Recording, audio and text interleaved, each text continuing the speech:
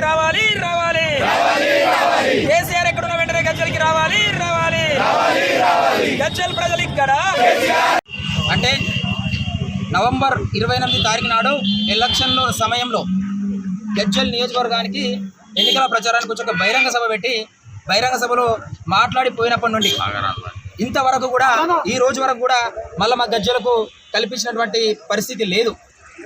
మరి కేసీఆర్ గారు ఎక్కడున్నారో ఎలా ఉన్నారో మాకైతే తెలియనటువంటి పరిస్థితి. సారు కారు 16 అని చెప్పేసి ఇలా మా కేసీఆర్ గారు ఎక్కడికి పరారైండో అని చెప్పేసి మాకు తెలియడం లేదు.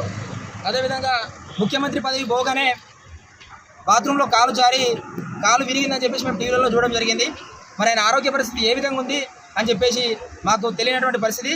కావున కేసీఆర్ గారు ఎక్కడున్నారో తెలవాలని చెప్పేసి ఆయన ఎక్కడున్న గజ్జలకి రావాలని చెప్పేసి ఈరోజు మేము గజ్జల్లో భారతీయ జనతా పార్టీ గజ్జల పక్షాన ఈరోజు గజ్జల్లో ఇలా గోడల పైన పత్రికలు వేసి కరపత్రాలు కొట్టించి ఇలా గజ్జల్ పట్టణంలో పంచడం జరిగింది. నేను ఒక సూచన చేయదలుచుకున్నా, కేసీఆర్ గారు ఎక్కడున్నా మీరు ఒకవేళ టీవీ చూసినట్టయితే ఒక సూచన చేయదలుచుకున్నా. ఇలా కేసీఆర్ గారు గజ్జల్ను అభివృద్ధి చేసినా అని చెప్పేసి ఇలా 4 భవనాలు కట్టినా 4 రోడ్లు నిర్మాణం చేసినా గజ్జల్ మొత్తం అభివృద్ధి జరిగింది అని చెప్పేసి మాట్లాడుతూ ఉన్నాడు. నేను అడుగుతా ఉన్నా కేసీఆర్ గారు, మీరు కట్టించినటువంటి ఏదైతే గజ్జల్లో ఉన్నటువంటి 100 పడకల ఆసుపత్రి ఏదైతే ఉందో అక్కడ కేవలం ఆసుపత్రి మాత్రమే కనిపిస్తుంది. దాంట్లో డాక్టర్లు కనిపించరు, దాంట్లో సూదులు ఉండవు, దాంట్లో ట్యాబ్లెట్లు ఉండవు, దాంట్లో స్కానింగ్ సెంటర్లు ఉండవు. అదేవిధంగా కేసీఆర్ కట్టించినటువంటి ఏదైతే బస్టాండ్ ఉందో బస్టాండ్ మాత్రమే కనిపిస్తుంది తప్ప ఆ బస్టాండ్లో బస్సులకు స్టాండు లేదు, ప్రజలు అక్కడ ఉండేటువంటి పరిస్థితి లేదు. అది కేవలం గజ్జల్లో ఉన్నటువంటి మందు బాబులకు ప్యాకడ రాయులకు మాత్రమే అది పనికొస్తూ ఉంది.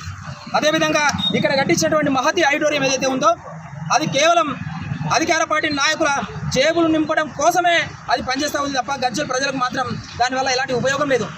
అదేవిధంగా కేసీఆర్ కట్టించినటువంటి ఎడ్యుకేషన్ హబ్ ఏదైతే ఉందో ఎడ్యుకేషన్ హబ్లో ఎడ్యుకేషన్ లేదు, కేవలం హబ్ మాత్రమే కనిపిస్తూ ఉంది.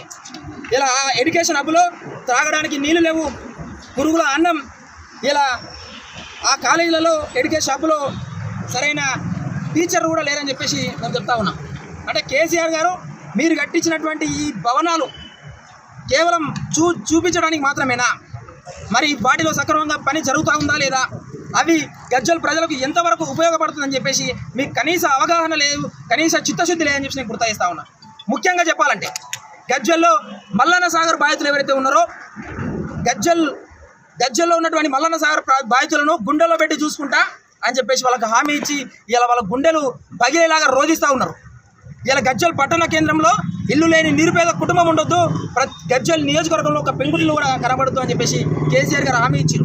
ఇలా నేను అడుగుతా ఉన్నా, కేసీఆర్ గారు గజ్జల్లో ఎంతమందికి మీరు డబుల్ బెడ్రూమ్ ఇల్లు కట్టించారు?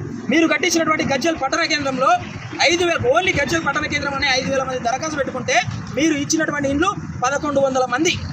వారికి టోకెన్లు ఇచ్చి కూడా ఇప్పటికి 2 సంవత్సరాలు అవుతుంది. ఇంతవరకు వాళ్ళకు ఇల్లు ఇచ్చినటువంటి దాఖలా లేవు. ఇలా మీ అభివృద్ధి గజ్జల్లో పరిస్థితి చూస్తూ ఉంటే కేసీఆర్ గారి అభివృద్ధి ఎందుకంటే ఒక కోట శ్రీనివాసరావు అని ఒక సినిమాలో కోడిని చూపించి ఉత్తానం తింటాడు. ఇలా కేసీఆర్ పరిస్థితి కూడా అట్లే ఉంది. కట్టించినటువంటి భవనాలు, కట్టించినటువంటి డబుల్ బెడ్రూమ్ ఇల్లు అవి చూసుకుంటే మురుసులే తప్ప వాటి వల్ల ఎలాంటి ఉపయోగం లేదని చెప్పేసి నేను గుర్తు చేస్తా ఉన్నా. ఖచ్చితంగా కేసీఆర్ గారు ఇలా ఏదైతే ముఖ్యంగా గజ్జల్ పట్టణ కేంద్రంలో డబుల్ బెడ్రూమ్ ఇళ్ళకు సంబంధించినటువంటి బాధితులు ఎవరైతే ఉన్నారో ముందుగా వారికి మల్లన్న సాగర్ బాధితులు ఎవరైతే ఉన్నారో వారికి పూర్తి మొత్తం న్యాయం జరగాలి. వారికి న్యాయం జరిగి వారిని ఇల్లు ఖాళీ చేపిస్తే తప్ప వీళ్ళకు ఇల్లు వచ్చే పరిస్థితి లేదు. కాబట్టి ఖచ్చితంగా కేసీఆర్ గారు మీరు ఎక్కడున్నా కానీ కంపల్సరిగా ఇంతకుముందు అంటేనేమో ముఖ్యమంత్రి ఉన్నారు కాబట్టి రోజుకు 24 గంటలు పనిచేసిరు. తెలంగాణ రాష్ట్రాన్ని బంగారు తెలంగాణ రాష్ట్రంగా తీర్చిదిద్దా అని చెప్పేసి ఇలా రోజుకి 24 గంటలు పనిచేసిరు కదా. మరి ఇప్పుడు ముఖ్యమంత్రి పదవి లేదు, అధికారం లేదు. ఇలా మరి మీరు సామాన్యంగా ఒక ఎమ్మెల్యే, ఒక శాసనసభ్యులు మాత్రమే ఉన్నారు కదా. మరి ఇప్పుడు రావడానికి మీకెందుకు గజ్జల్ నియోజకవర్గ ప్రజలపైన మీకు ప్రేమ లేదని చెప్పి నేను గుర్తు చేస్తా ఉన్నా. ముచ్చటగా 3వసారి కూడా ఇలా మీకు మంచి భారీ మెజార్టీ ఇచ్చి మేము గజ్జల్ ప్రజలు గెలిపించారు కదా. ఇలా గజ్జల్ ప్రజల మీద కనీస కనికరం లేదని చెప్పి నేను గుర్తు చేస్తా ఉన్నా. ఇట్లా చెప్పుకుంటూ పోతే గజ్జల్లో ఉన్నటువంటి సమస్యలు ఎన్నో ఉన్నాయి. ఇలా గ్రామాలలో పోతే తాగడానికి వాటర్ లేవు, ఇలా సరైన కరెంటు లేదు, ఎన్నో ఇబ్బందులు పడుతూ ఉన్నారు.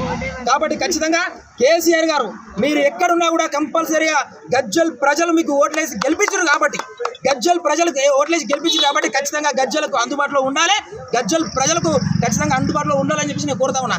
ఎంత దుర్మార్గమైనటువంటి పరిస్థితి అంటే ఒక ఎమ్మెల్యే గెలిచిన తర్వాత కూడా, మా గజ్వెల్ నుంచి ఎమ్మెల్యే గెలిచిన తర్వాత కూడా కనీసం అసెంబ్లీలో అడుగుపెట్టినటువంటి ముఖ్యమంత్రి అటు అసెంబ్లీలో అడుగుపెట్టినటువంటి ఎమ్మెల్యే ఎవరైనా ఉన్నారు అంటే అది కేవలం కేసీఆర్ గారే అని చెప్పేసి నేను గుర్తు చేస్తా ఉన్నా. ఖచ్చితంగా కేసీఆర్ ఎక్కడున్నా కూడా రాష్ట్ర ప్రభుత్వం కూడా ఖచ్చితంగా దీని మీద చర్య తీసుకోవాలని నేను గుర్తు చేస్తా ఉన్నా. కేసీఆర్ గజ్వెల్కి రావడం లేదని చెప్పేసి మేము గజ్వెల్లో ఇలా నిరసన కార్యక్రమం చేసినాం. అదేవిధంగా గజ్వెల్ స్థానిక పోలీస్ స్టేషన్లో కూడా మేము కంప్లైంట్ చేయడం జరిగింది. ఖచ్చితంగా ఎక్కడున్నా కూడా కేసీఆర్ గజ్వెల్ రావాలని చెప్పేసి మేము కోరుతా ఉన్నాం.